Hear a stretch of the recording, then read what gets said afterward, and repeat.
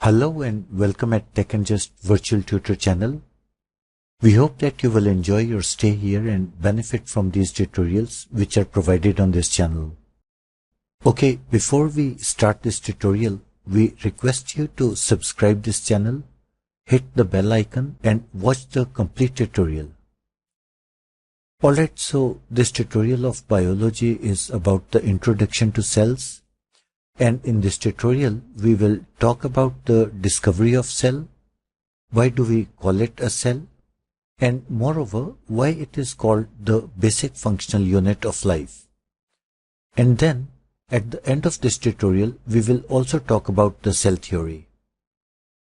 Alright, so now as we have already discussed in our previous tutorial of biogenesis and abiogenesis, that 16th century was the time during which many scientists were engaged to explore various branches of science. Well, now in the beginning of 17th century, that is 1610, an Italian scientist by the name of Galileo Galilei, he invented the microscope to study, view or observe the plants and insects. Then later in 1665, Robert Hooke improved this microscope by combining the lenses, which is known as compound microscope. Robert Hooke was an English philosopher, microscopist and physicist. But apart from these, he was also a well-learned astronomer, mathematician and architect. He was appointed as a curator of experiments in the Royal Society in the year 1662, where he was responsible for demonstrating new experiments at the Society's meetings. During this period, Robert Hooke published his book by the name of Micrographia. Alright, now among many of his famous discoveries, one discovery is about cell. He had discovered the cell walls of bark of a cork oak tree while he was observing slices of cork under his microscope. Initially, he had described them as pores of the bark, but later he coined them as cells, as these box-like structures reminded him of the cells of monastery. Later, he reported that he has seen similar cell structures in wood and other plants as well. Now, with this information, you can very well understand that Robert Hooke was the first scientist who discovered cells by viewing slices of bark of cork oak tree under a specially designed compound microscope. And keep in mind that this discovery took place somewhere in 1665. Now, as the history reveals, there was a Dutch tradesman by the name of Leeuwenhoek. He was born in Delft of Holland on the 24th October 1632. Since he was a linen draper by profession, he had set up his business as a fabric merchant in 1665. Remember that 1665 is the year where Robert Hooke had discovered the cells. Now, somewhere in 1668 or maybe a little before this time, Leeuwenhoek seems to have been so much inspired by the work mentioned in the Robert Hooke's book of Micrographia that he learned to grind lenses and made his own microscope, and then he began observing with them. In this image, you can see the microscope which Leeuwenhoek had built. Even though compound microscopes were already invented, but Leeuwenhoek preferred to build his own microscope, and this hard work enabled him to magnify the objects up to 200 times of the actual size, whereas the compound microscopes of that time were able to magnify the objects only up to 20 or 30 times of their actual size. So Leeuwenhoek with his magnificent microscope is remembered as the first to see microscopic animals such as nematodes, rotifiers, green charophyte alga, ciliate and many more. And by the way, he also discovered blood cells in animals. History states that Leeuwenhoek discovered protozoa in 1674, and then some 9 years later, he also discovered bacteria. Now, after Leeuwenhoek, there is a big gap of more than 100 years that no progress had been noted in the advancement of discovery of cell. But then, in 1833, a leading British botanist, Robert Brown, he discovered the nucleus of plant cell while he was observing orchid with his microscope. Using Robert Brown's microscope, this example is of an epidermal peel from Cymbidium, and it reveals stomata and nuclei. We will not be talking much about Robert Brown in this tutorial, but if you are more interested and wish to dig out more into it, you can visit the page of the Royal Society and the microscope at researchgate.net. Anyways, up till now what we have covered in this tutorial is that in the year 1665, Robert Hooke had discovered the cell while he was observing the slice of the bark of cork oak tree. He named the structure of his observation as cell because it reminded him of cells of monastery. Later, we see that in the year 1674, Leeuwenhoek was the first to see microscopic living organisms, and he was also the first to discover the blood cells. Now, after Leeuwenhoek, when we see the nucleus discovered by Robert Brown in 1833, we are actually seeing the parts or organelles which reside inside the cell.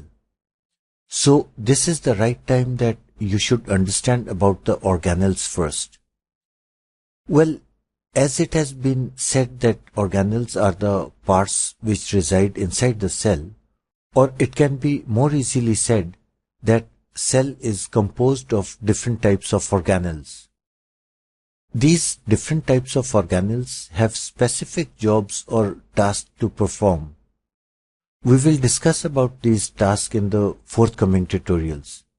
And here it should be enough to say that the tasks performed by these organelles are mainly to produce energy, which will keep the cell alive. And secondly, the cell, while alive, will be able to produce its duplicate. Now, having said that the organelles produce energy to keep the cell alive, it becomes evident that the cell has life. So now what you have to remember, or rather memorize, is that cell is a living organism. Now, while we are using the word organism, you can well learn the meanings of organism as well. So keep this point in mind that anything or any object which has life in it is called an organism. It is as simple as that. Alright? Now, hopefully you have understood that cell is an organism, and since it's the smallest organism, it is also referred to as the smallest unit of life as well. Alright, now let's get back to our topic of discovery of cell, where we had reached to the level of organelles. Let's take a brief look at discovery of organelles, so this tutorial can be concluded as meaningful and informative. Alright, so the cell membrane was discovered in 1665 by Robert Hooke. Then vacuole was discovered by Antony van Leeuwenhoek in 1676. Nucleolus was discovered by Felice Fontana in 1774. And then nucleus was discovered by Robert Brown in the year 1833. You may well note here that nucleus and nucleolus are two different organelles and should not be mistaken, being similarity in names. Alright? Now after this, chromosomes were discovered by Carl Wilhelm in 1842. Then we see mitochondria, which was discovered by Albert von Kolliker in 1857. Then plastids were discovered by Ernest Haeckel in 1866. Centrioles and centrosomes were discovered by Edward van Benden in 1883. Then later Golgi apparatus was discovered by Camillo Golgi in 1897. Then cytoskeleton was discovered by Nikolai Koltsov in 1903. Endoplasmic reticulum was discovered by Albert Claudy in 1945. Lysosomes were discovered by Christian de Duve in 1949. And ribosomes were discovered by George Ballard in 1955. Now, with this historical information, you will get a fair idea that it took nearly 3 centuries to discover the cell and its organelles, which obviously is not a small amount of time. Now, while the discovery of the cell and its organelles were on its way, on the other side, there was another approach or theory was being set by other scientists as well. That is in the year 1938, when a German botanist by the name of Matthias Schleiden, he stated that all plants are composed by cells. Now, in the same year, another German zoologist by the name of Theodor Schwann, he stated that all animals are composed of cells. Now, this German zoologist observed that all the cells carry nuclei, but none of them has cell walls. Now, this is the point where the difference between plant cells and animal cells was generated, that plant cells have cell walls, whereas animal cells do not possess cell walls. Now, later in the year 1958, there was another scientist by the name of Rudolf Virchow. He stated that new cells are formed from existing cells. That is, that animal cells are formed from existing animal cells, whereas plant cells are formed from existing plant cells. Now, these were very, very important discoveries made by these scientists, and these discoveries led to the formation of cell theory. Let's take a look at features of cell theory, so you will have an idea of what cell theory is about. So, the features of cell theory are that cells are the basic structural unit in every living thing. Then, cell is the smallest fundamental unit of structure, function, and organization in all living organisms. New cells are formed from pre-existing cells. Cells contain hereditary information which is passed from cell to cell during cell division.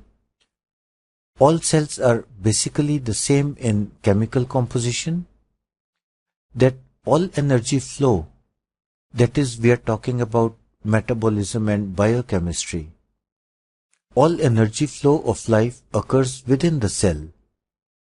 Now, these are the points which you need to remember while you are studying cell theory. Okay, now this tutorial reaches to its end, and we hope that you will find it informative and beneficial for you. And by the way, if you have not subscribed the channel, please do it now. Alright, we thank you for watching this tutorial, and we hope to see you in the next tutorial as well.